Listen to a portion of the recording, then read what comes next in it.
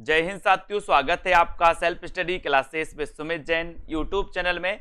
साथियों, आज का वीडियो स्टार्ट हो चुका है। सभी लोग एक बार वीडियो को लाइक कर देंगे और हमारे डाउट्स वाले दोस्तों वीडियो यहां पर चल रहे हैं, ठीक है। अगर अभी तक आपने सेल्फ स्टडी क्लासेस का ऐप डाउनलोड नहीं किया तो सेल्फ स्टडी क्लासेस का ऐप जरूर डाउनलोड करें, ठीक है। वहां पर आपके लिए हिंदी साहित्य का कोर्स लॉन्च किया गया, मास्टर कैडर, टीजीटी, पीजीटी आदि एग्जामों के लिए हिंदी साहित्य संपूर्ण, ठीक है। टिड़की कोर्स, विस्तृत अध्ययन, टॉपिक वाइज टेस्ट, सारी चीजें डाउट सॉल्यूशन वाले वीडियो भी आपको मिलेंगे। तो दोस्तों जरूर आप कोर्स में एडमिशन जरूर लें, है ना। आज का अपना डाउट्स, पहला डाउट्स है, जाति पाति पूछे नहीं कोई, हरि को भजे सो हरि को होई। ये पंक्ति दोस्तों कई बार पूछी जाती है ना। एक पंक्ति होती कि जाति ना पूछो साधु की, जाति ना पूछो साधु की, चाहे पूछ लीजिए ज्ञान, है ना। तो ये जाति ना पूछो साधु की और जाति पाति पूछे नहीं कोई, इसमें बहुत डाउट्स आता है आप लोगों को, है ना। तो ये जातु ना पूछो साधु की, ये तो दोस्तों कबीरदास की पंक्ति है। कौन सी? जाति ना पूछो साधु की। और एक जाति पाति पूछे नहीं कोई, हरि को भजे सो हरि को होई, ये पंक्ति किसकी है? ये पंक्ति है दोस्तों रामानंद की। अब यहां हरि आए, हरि, तो हरि कौन थे? बोले सर हरि को भजे सो हरि को होई, है ना। ये हरि तो कौन थे? बोले सर राम थे, राम, हरि भगवान थे, है ना। तो राम से क्या बनेगा? रामानंद। तो जाति पाति पूछे नहीं कोई, हरि को भजे सो हरि को होई, ये जो पंक्ति है ये पंक्ति है रामानंद की। और जाति पाति पूछो नहीं कोई, है ना, ये जाति ना पूछो साधु की, चाहे पूछ लीजिए ज्ञान, ये पंक्ति कबीरदास की है, ठीक है। तो इन पंक्तियों में अपन को कंफ्यूज नहीं होना है, ठीक है। अगला डाउट्स अपन देखते हैं दोस्तों, यहां पर भक्ति द्रविण उपजी लाई रामानंद। अब यहां क्या कंफ्यूज होता है, कंफ्यूजन आपके अंदर आता है। यहां रामानंद लिखा है तो आप रामानंद लगा देते हो कि ये पंक्ति रामानंद की है, जबकि आपको पता है कि भक्ति दक्षिण में उपजी थी। रामानंद उत्तर भारत में इन्होंने इसका प्रचार प्रसार किया था। लेकिन दोस्तों ये पंक्ति जो है भक्ति द्रविण उपजी लाए रामानंदे, ये कबीरदास की पंक्ति है।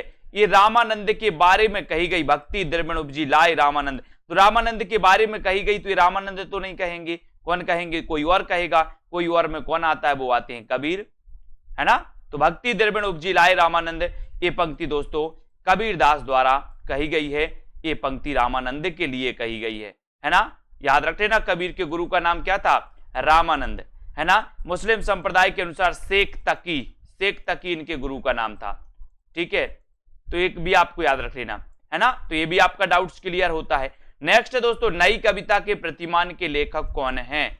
दोस्तों यहां एक डाउट्स है, एक तो पूछा जाता है आप तो कविता के नए प्रतिमान, है ना, कविता के नए प्रतिमान, और दूसरा पूछा जाता है नई कविता के प्रतिमान, नई कविता के प्रतिमान और कविता के नए प्रतिमान, ये कविता के नए प्रतिमान। तो इसको याद रख लेना है, नई कविता के प्रतिमान यानी कि लक्ष्मीकांत वर्मा और कविता के नए प्रतिमान यानी कि नामवार से हैं। अब कैसे याद रखोगे इसको? आपको पता है दोस्तों, सबसे पहले यहां पर क्या आ रहा है? कविता के नए प्रतिमान, और कविता किसी का क्या है? नाम है। कविता किसी का नाम होता कि नहीं होता ना। तो ये कविता सबसे पहले आए, मतलब ये कविता किसी का नाम है, तो ये रचना किसकी होगी?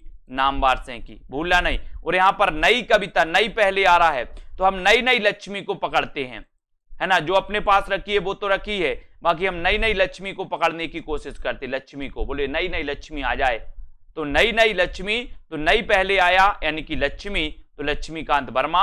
और कविता पहले आई यानी कविता किसी का नाम है, तो ये रचना किसकी होगी? नामवार से की, ठीक है। Doubts clear? ऐसे ही डाउट्स क्लियर करेंगे। लाइक और शेयर जरूर करते जाएं। महज डिप्टी राष्ट्र कवि किसे कहा जाता है? आपने पढ़ा होगा दोस्तों कि राष्ट्र कवि कहा जाता है किसे? राष्ट्र कवि कहा जाता है दिनकर को। किसे कहा जाता है? दिनकर को। राष्ट्र कवि मैथिली शरण गुप्त को, है ना। राष्ट्र कवि मैथिली शरण गुप्त को कहा जाता है।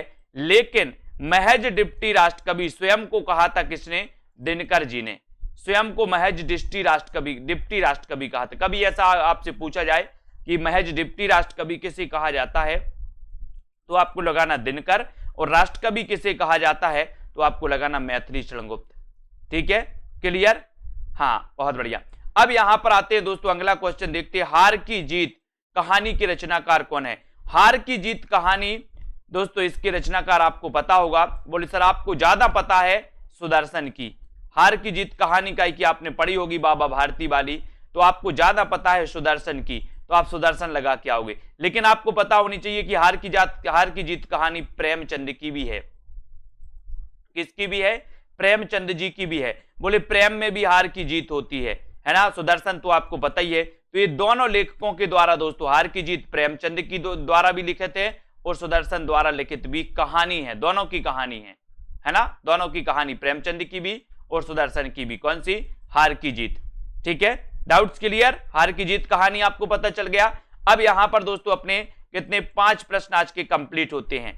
ऐसे ही दोस्तों डाउट्स वाले प्रश्न आपके पास अगर हैं तो आप कमेंट में लिखें, उनके उत्तर आप जरूर लिखें कि इसमें कहां आपको कंफ्यूजन होता है ना। कौन कौन से 2 प्रश्नों में आप कंफ्यूज होते हो, किन किन से 2 कवियों में कंफ्यूज होते, वो चीज आपको कमेंट में जरूर लिखनी है। ठीक है, तो चलिए दोस्तों आज के इस वीडियो के लिए बस इतना ही। आपको इसी प्रकार से बने रहना है, पढ़ते रहना है और लाइक और शेयर जरूर करें। इसके पहले बहुत सारे वीडियो डाउट्स वाले दोस्तों पहुंच चुके हैं। जिनको भी डाउट्स रहते वो अपने डाउट्स बताते हैं और यहां क्लियर किया जाता है आपके लिए वीडियो के माध्यम से। ठीक है, तो जुड़े रहें, लाइक करें। सेल्फ स्टडी क्लासेस ऐप जरूर डाउनलोड कर ले, जहां पर आपके लिए हिंदी साहित्य का संपूर्ण कोर्स, ट्रिकी कोर्स, विस्तृत कोर्स दोस्तों आपके लिए लॉन्च किया गया, आपके लिए उपलब्ध है। आप उसको दोस्तों एडमिशन ले सकते, परचेस कर सकते। ठीक है, ऐसे ही बहुत सारी चीजें आपको पढ़ाई जाती हैं। तो जय हिंद।